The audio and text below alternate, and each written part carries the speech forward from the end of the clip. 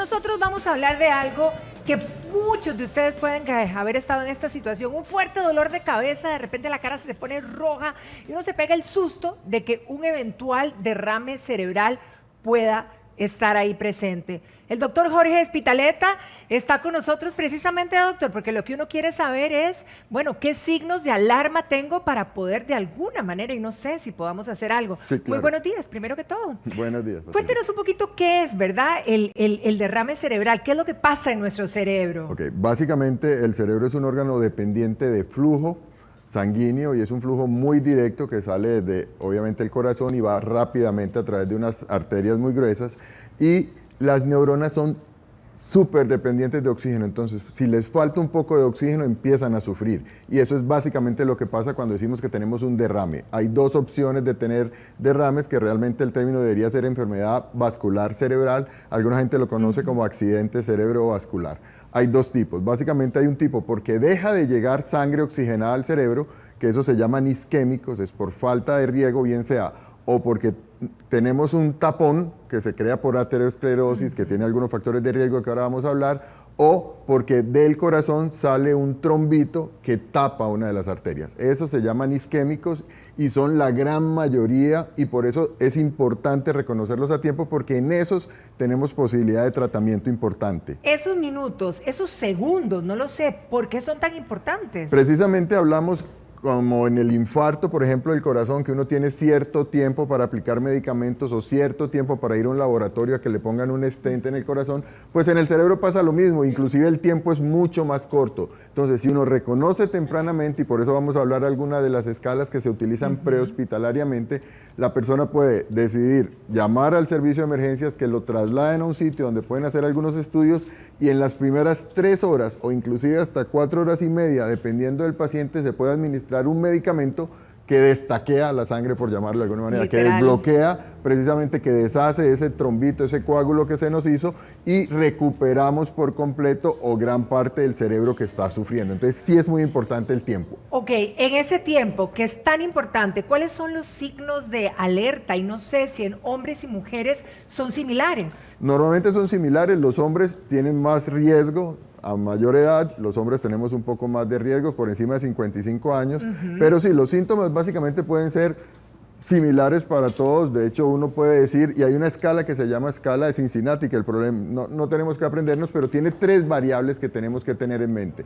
Y una de las variables es la cara, o sea, si ustedes ven asimetría en la cara, o ¿Cómo sea, así? Si ustedes, por ejemplo, dicen al paciente que sonría, Ajá. uno sonríe y normalmente los labios se van abren. hacia los dos lados. Si se va solo para un lado, si un lado no se mueve, eso quiere decir que tenemos asimetría. La cara, si uno la parte a la mitad, es exactamente igual. Entonces usted le dice, sonría, y solo se desvía para un lado. El lado que se desvía, y contrario a lo que pensamos, es el lado bueno, el lado donde funcionan los músculos. El lado donde no funcionan los músculos es el lado donde no se mueve y no se desvía, y eso es un signo de alarma. Si uno tiene asimetría en la cara, eso es importante porque tenemos ya un factor de riesgo. El otro síntoma que le podemos pedir a una persona es decir que repita una frase, que nos diga alguna frase. Normalmente con ciertos derrames cerebrales las personas tienen imposibilidad de hablar correctamente, entonces o arrastran las palabras o inclusive no pueden decirlas por completo. Entonces eso es otro de los factores de riesgo, otro de los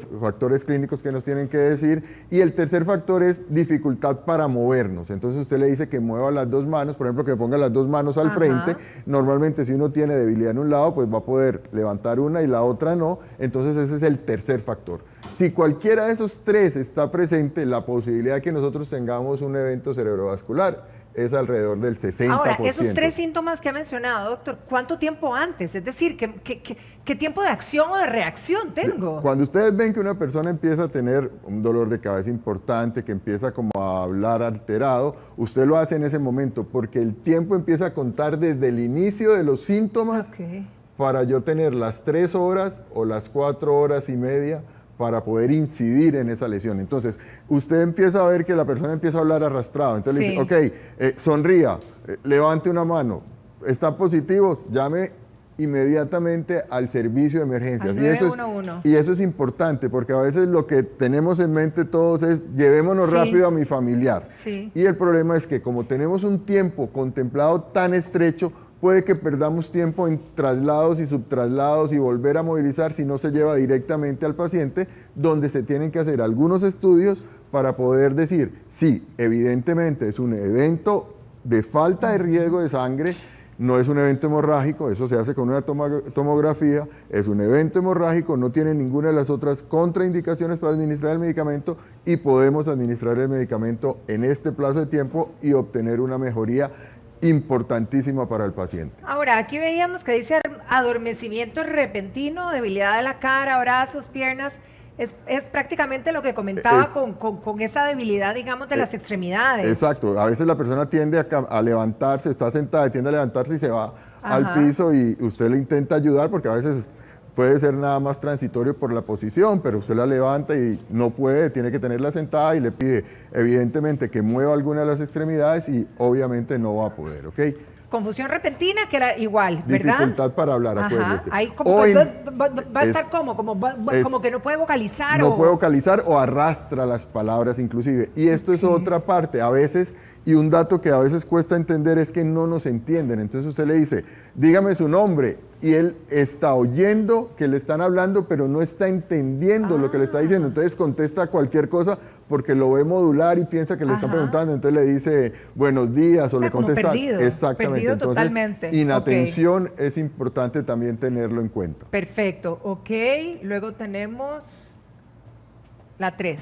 Esto es importante y es uno de los datos que a veces es transitorio y que nos debe hacer más bien como llamar la atención. Si ustedes tienen una pérdida repentina de la visión, ¿okay? Eso se llama amaurosis fugaz, probablemente la arteria que se está afectando es la arteria ocular y entonces ustedes se puede recuperar rápidamente, pero eso es como, ojo, algo está pasando, algo está anormal. Rara vez es de los dos ojos, normalmente, como de uno. Normalmente los derrames cerebrales son unilaterales, o sea, se afecta todo el lado izquierdo o todo el lado derecho, precisamente porque el cerebro, digamos que se cruzan unos fascículos y cada mitad del cerebro domina una parte del cuerpo y normalmente pues es muy raro que se lesionen al tiempo y en el mismo momento las dos irrigaciones. Vamos por 1, 2, 3 síntomas o situaciones diferentes. ¿Nos pasan todas? No. O cuando, ¿verdad? O de repente solo una vamos a tener, doctor. No necesariamente tienen que pasar todas. Acuérdense que cuando hablamos de esta escala que yo les dije de asimetría facial, dificultad para hablar, arrastrar las palabras o dificultad para moverse, con solo uno que tengan positivo, que persista, digamos, en 5 o 10 minutos, tenemos 60% de posibilidades. ¿Okay? Exacto. Entonces lo que hay que tener en cuenta es que tenemos con solo uno, tenemos 60% de posibilidades de estar. Bastante alto. Entonces no es que tengamos que presentar toda la gama de síntomas para salir corriendo al hospital. Habíamos hablado de que es debilidad como en las extremidades, pero también no podríamos quizá ni caminar. Probablemente si uno tiene, digamos, la mitad del cuerpo, la pierna izquierda, no está respondiendo adecuadamente, cuando usted intenta ponerse de pie, obviamente exactamente, va a perder el tono muscular. Exactamente. Y esto es importante, los derrames cerebrales no necesariamente, digamos que hay un prederrame, por llamarlo, como cuando hablaban de un preinfarto, realmente no se llama isquemia cerebral transitoria y esto también es una llamada de atención. Una persona puede presentar cualquiera de estos síntomas, recuperarlo en la primera hora o inclusive en las primeras 24 horas, que se llama isquemia cerebral transitoria, y esto lo que nos hace decir es, ojo, esta persona tiene la posibilidad de hacer un evento vascular cerebral en los siguientes 3 meses mucho más alta que cualquier otro paciente. O sea que entonces de todas maneras hay que estudiar, checarnos. por supuesto. O sea, si usted empieza a sentir que no puede hablar, que tiene debilidad en una mano, y usted dice, qué raro, voy a esperarme 10 minutos, sigue con la debilidad, pero en la siguiente hora lo recuperó. ¿Ya? ¿Estoy bien? Por favor, estúdiese porque realmente lo que es una alta llamada de atención que amerita estudio, que amerita intentar diagnosticar, porque hay algunos medicamentos que pueden disminuir la posibilidad de que usted lo presente y por eso en algunas medidas se haya hablado de que las personas deberían tomar aspirina en niños por día después de cierta edad. Exacto. Los medicamentos para el colesterol, porque se supone que la progresión de esa placa de la aterosclerosis por hipertensión, por edad, se disminuye cuando damos medicamentos para tratar el colesterol, aún sin tener niveles altos de colesterol en personas que tengan factores de riesgo. Entonces hay cosas que podemos hacer, inclusive podemos colocar, así como en el corazón, si uno documenta que tiene estenosis en estas arterias, en la entrada, digamos, del cerebro, puede colocar stents como se colocan en el corazón para mantener abierto y evitar precisamente que esa parte sufra isquemia. En el cerebro. Ahora, hablábamos del dolor de cabeza. ¿Hay un lugar específico donde te duele? Es decir, porque puede haber gente migrañosa o qué sé yo, ¿verdad? Para no confundir. Y eso es importante. El dolor de cabeza normalmente que se presenta y sobre todo en un tipo específico de enfermedad vascular cerebral, que es la hemorragia subaracnoidea, es un dolor de cabeza que la gente refiere como que nunca ha sentido en su vida. Es un dolor intensísimo, completamente diferente a lo habitual, que no cede con medidas habituales. O sea, si usted sufre migraña, más o menos las personas migrañosas se conocen, saben cuál es su tipo. De hecho, normalmente los migrañosos tienen un aura, que es que precisamente tienen algunos síntomas antes de que les inicie el dolor de cabeza. El dolor de cabeza asociado a un evento vascular cerebral es completamente diferente a los previos, muy intenso y que normalmente no cede con los tratamientos usuales. Si controlamos este cuadro, si realmente vemos, ¿verdad? Si estamos con otra persona, por supuesto, y determinamos los síntomas, ¿se puede controlar y ponerle fin a ese cuadro, digamos, cerebrovascular? Sí, como les digo, este medicamento que tiene ya varios años de haberse aprobado, inclusive ahora hay medicamentos que se pueden colocar más rápido, sí, la mejoría es importante y por eso el tiempo y el conocer el evento vascular cerebral es tan importante y a veces nos olvidamos y hablamos mucho del corazón y nos olvidamos del cerebro y efectivamente el cerebro es otro de los órganos diana, de los órganos